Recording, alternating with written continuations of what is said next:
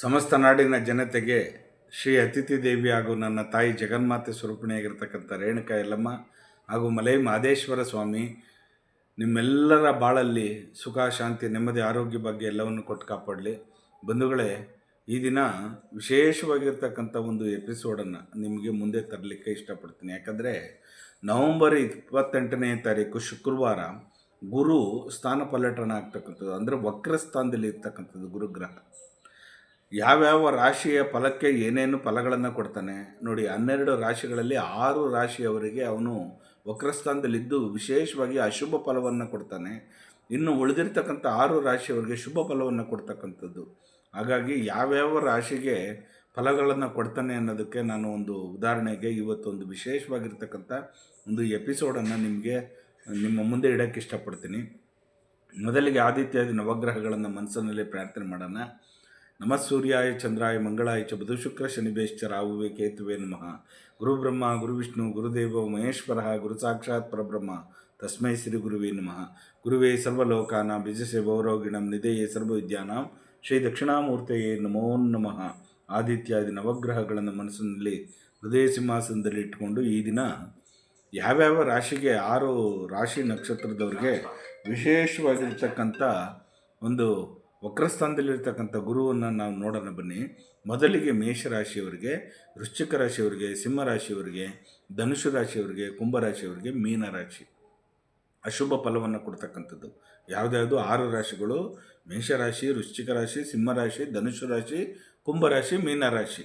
ಇನ್ನು ಶುಭ ಫಲವನ್ನು ಕೊಡ್ತಕ್ಕಂಥ ಯಾವ್ಯಾವ 6 ರಾಶಿಗಳು ಅಂತಂದರೆ ವೃಷಭ, ಮಿಥುನ, ಕಟಕ, ಕನ್ಯಾ, ತುಲಾ, ಮಕರ.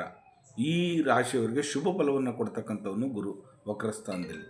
ಆದರೆ ನೋಡಿ, ತುಂಬ ವಿಶೇಷವಾಗಿರ್ತಕ್ಕಂಥ ಮೇಷರಾಶಿಯವರಿಗೆ ತುಂಬ ವಿಶೇಷವಾಗಿರ್ತಕ್ಕಂಥದ್ದು. ವೃಶ್ಚಿಕ ರಾಶಿಯಲ್ಲಿ ಅನುರಾಧ ನಕ್ಷತ್ರದಲ್ಲಿರ್ತಕ್ಕಂಥವ್ರಿಗೆ ಕೋಪಕ್ಕೆ ಉದ್ರೇಕಕ್ಕೆ ಒಳಗಾಗ್ತಕ್ಕಂಥದ್ದು, ಜೀವನದಲ್ಲಿ ತುಂಬ ಕಷ್ಟ ಬೀಳ್ತಕ್ಕಂಥದ್ದು. ಮೇಷರಾಶಿ, ವೃಶ್ಚಿಕ ರಾಶಿಯಲ್ಲಿ ಮೇಷರಾಶಿಯಲ್ಲಿ ಕೃತಿಕಾ ನಕ್ಷತ್ರ, ವೃಶ್ಚಿಕ ರಾಶಿಯಲ್ಲಿ ಅನುರಾಧ ನಕ್ಷತ್ರ, ಸಿಂಹರಾಶಿಯಲ್ಲಿ ಮಕೇ ನಕ್ಷತ್ರದವರು ಸ್ವಲ್ಪ ಹುಷಾರಾಗಿರಬೇಕು.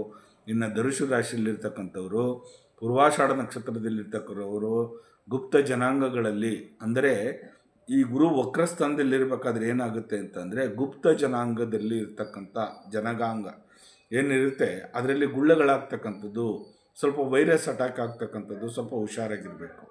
ಹಾಗಾಗಿ ಚರ್ಮದ ಸೋರಿಯಾಸಿಸ್ ಕಾಯಿಲೆ ಬರ್ತಕ್ಕಂಥದ್ದು. ಇನ್ನು ಕುಂಭರಾಶಿಲಿ ಮೀನರಾಶಿಯವ್ರಿಗೆ ಸ್ವಲ್ಪ ಹುಷಾರಾಗಿರಬೇಕು, ನೋಡ್ಕೊಳ್ಳಿ. ಖಂಡಿತವಾಗಿ ನಿಮ್ಗೆಲ್ಲರಿಗೂ ಆ ರಾಶಿಯಲ್ಲಿ ಇರ್ತಕ್ಕಂಥವ್ರಿಗೆ, ಈ 6 ರಾಶಿಯವ್ರಿಗೂ ಸ್ವಲ್ಪ ಹುಷಾರಾಗಿ ನೋಡ್ಕೊಳ್ಳಿ. ಇನ್ನು ಮಿಕ್ಕಿದವರು ಶುಭ ಫಲವನ್ನು ಕೊಡ್ತಕ್ಕಂಥದ್ದು ವೃಷಭ ರಾಶಿ, ಮಿಥುನ ರಾಶಿ, ಕಟಕ ರಾಶಿ, ಕನ್ಯಾ ರಾಶಿ, ತುಲಾ ರಾಶಿ ಮತ್ತು ಮಕರ ರಾಶಿಯವರಿಗೆ. ಇವರಿಗೆ ಶುಭ ಫಲವನ್ನು ಕೊಡ್ತಕ್ಕಂಥದ್ದು, ತುಂಬ ಒಳ್ಳೆಯದಾಗ್ತಕ್ಕಂಥದ್ದು. ಹಾಗಾಗಿ ನೀವೇನು ಮಾಡಿ ಅಂತಂದರೆ, ಒಂದು ಗುರುವಿನ ಸ್ಥಾನ ಇರ್ತಕ್ಕಂಥದ್ದು, ದತ್ತನ ಆಲಯಕ್ಕೆ ಹೋಗ್ತಕ್ಕಂಥದ್ದು. ಹಾಗಾಗಿ ಆ ದತ್ತನ ಆಲಯದಲ್ಲಿ ಕೂತ್ಕೊಂಡು ಆಕಾರ ಮೂಲ ರೂಪೇಣ ಉಕಾರ ಸ್ತಂಭ ಶಾಕಿಣೆ ಮಕಾರ ಫಲಪುಷ್ಪಾಯ ವೃಕ್ಷರಾಜಾಯತೆ ನಮಃ. ಗುರು ಬ್ರಹ್ಮ ಗುರು ವಿಷ್ಣು ಗುರುದೇವ ಮಹೇಶ್ವರ ಗುರು ಸಾಕ್ಷಾತ್ ಪರಬ್ರಹ್ಮ ತಸ್ಮೈ ಶ್ರೀ ಗುರುವೇ ನಮಃ. ಗುರುವೇ ಸರ್ವಲೋಕಾನಾಂ ವಿಜಸೆ ಭೌರೋಗಿಣಂ ನಿಧೇಯೇ ಸರ್ವವಿದ್ಯಾನಾಂ ಶ್ರೀ ದಕ್ಷಿಣಾಮೂರ್ತಿಯೇ ನಮೋ ನಮಃ. ಈ ಗುರುವಿನ ಮಂತ್ರವನ್ನು ಪಠನೆ ಮಾಡುತ್ತಾ ಖಂಡಿತವಾಗೂ ನಿಮ್ಮೆಲ್ಲರ ಬಾಳಲ್ಲಿ ಸುಖ ಶಾಂತಿ ನೆಮ್ಮದಿ ಆರೋಗ್ಯ ಭಾಗ್ಯ ಎಲ್ಲವನ್ನೂ ಸಿಕ್ಕಲಿ.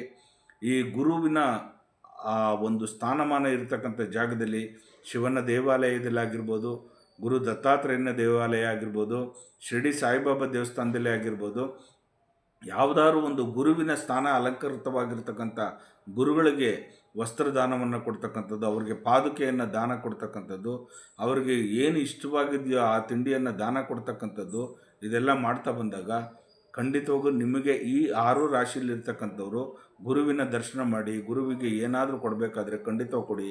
ಮೇಷ, ವೃಶ್ಚಿಕ ರಾಶಿ, ಸಿಂಹರಾಶಿ, ಧನುಷು ರಾಶಿ, ಕುಂಭರಾಶಿ, ಮೀನರಾಶಿಯವರು ಆತಂಕ ಪಡೋದು ಬೇಡ. ಗುರುವಿನ ದರ್ಶನ ಮಾಡಿ, ಖಂಡಿತವಾಗೂ ಒಳ್ಳೆಯದಾಗಲಿ. ಆ ಗುರುವಿನ ಆಶೀರ್ವಾದ ತಮಗಿರಲಿ, ದತ್ತನ ಕೃಪಾ ಕಟಾಕ್ಷ ನಿಮಗಿರಲಿ. ಹಾಗೆ ನನ್ನ ತಾಯಿ ಜಗನ್ಮಾತೆ ರೇಣುಕಾ ಯಲ್ಲಮ್ಮ ಹಾಗೂ ಮಲೈ ಮಹದೇಶ್ವರ ಮತ್ತು ನಿಮ್ಮೆಲ್ಲರ ಬಾಳಲ್ಲಿ ಒಂದು ಸುಖ ಶಾಂತಿ ಕೊಡಲಿ ಅಂತೇಳಿ ಈ ಮೂಲಕ ನಾನು ಪ್ರಾರ್ಥನೆ ಮಾಡ್ತೀನಿ. ಒಳ್ಳೆಯದಾಗಲಿ ನಿಮಗೆಲ್ಲರಿಗೂ. ಲೋಕೋ ಸಮಸ್ತ ಸುಖಿನೋ ಭವಂತು, ಸನ್ಮಂಗಳಾನಿ ಭವಂತು, ಸರ್ವೇ ಜನ ಸುಖಿನೋ ಭವಂತು, ಸನ್ಮಂಗಳಾನಿ ಭವಂತು. ಒಳ್ಳೆಯದಾಗಲಿ.